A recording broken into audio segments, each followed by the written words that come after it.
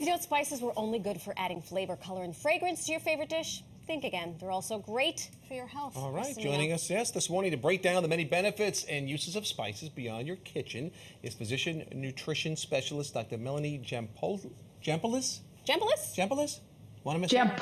Jampolis. Okay, make sure I get it Close. right. Welcome to New York Living and your spices. I'm so happy to be here. You like it? Hi, I did a it. pretty good home set here. After 3 years of being in Zoom, I've got this down. Yeah. You got it down. Let's start with skin health. Yeah, this is so fun, the head to toe benefits, because as you guys said, people really do forget that spices are actually a food that is nutrient dense and every part of your body can benefit. So when it comes to skin health, I love telling little funny stories too.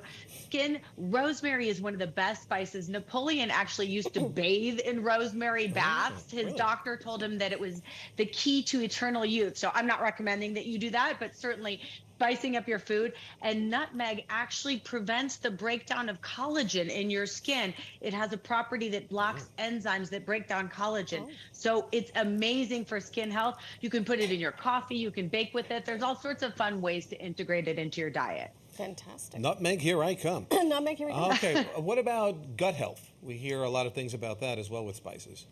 Absolutely, yeah. And gut health, we know now that gut health has such a profound influence on our overall health. So keeping our gut healthy is really important. And all spices are actually prebiotics. So they feed those healthy bacteria in your gut that keep you healthier. But there's a couple superstars. Oregano is one of them. It's really good for balancing out the good versus bad gut bacteria. And then coriander is really interesting. It is actually the seed that cilantro from the cilantro plant. They're botanically related. But coriander in Germany is actually approved as a medication for irritable bowel syndrome. So including more of these spices into your diet can really improve your gut health too. My gut is always. Yes, you were pointing to my gut during that. Worry about your own gut, My Missy. gut is a mess. Okay, talk to us about diabetes. Is there really a spice that can help or stave off diabetes? Well, it's not staving. I always like to say, yes, I believe that food is medicine, but it's not in place of medicine. It works in conjunction or maybe best as preventive medicine. And cinnamon actually has very, very good research showing that it can help lower blood sugar. So, and it's just half a teaspoon a day. So I don't have diabetes, but I care about my blood sugar is a little bit all over the place as I'm going through menopause.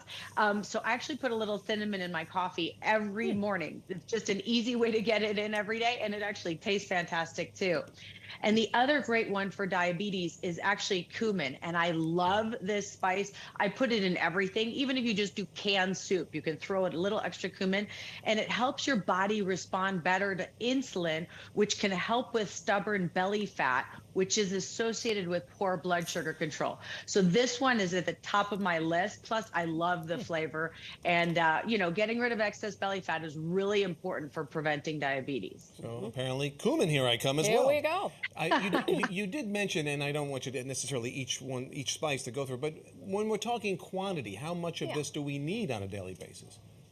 That's a really good question. And I don't like to be too prescriptive about it because it's really about the overall composition of your diet. So I recommend a sprinkle here, a half a teaspoon here, including it in recipes. And as I said, even with prepared food. So even if I buy pre-made guacamole at the grocery store or something, I'll throw in a little cumin or some of the next spices that we're talking about, cayenne, actually moving on, cayenne giving a little heat. It actually increases your metabolism. So this is a really good one for weight loss. Plus, studies have shown that people who eat a spicier diet on average have a 14% lower risk of dying of any cause. So it really is just about the overall accumulation of spices in your diet that have the head to toe benefits. Cayenne and ginger. Cayenne and ginger. What about our brains? Any help? Yeah. Any help there? Brain health. Please. This is one that I definitely need. It's a little earlier here in LA, so no, I'm just kidding. Thyme is actually great. They did a really cool study with thyme where they showed that they give it to mice, but they're good, proxies for us sometimes. And after 30 minutes, their memory running through a maze was better with just one little dose of thyme. So this is one that I love. I roast cauliflower with it. I put it on chicken. And then turmeric. This is kind of the rock star of the spice world. It's a very potent anti-inflammatory. Inflammation is really important for reducing your risk of dementia. Plus it increases blood flow to the brain and has all sorts of antioxidant benefits. So this is really a great one. It's also good for joint health too, which I'm struggling with after a crazy weekend of dancing. Nice. All I right. like that. And I use that. I throw that on cauliflower, roasted potatoes. I try So to get yummy. it, as many places as I can. Good stuff. Dr. Jampolis, thank you so much. Yes. A wealth of information. My pleasure.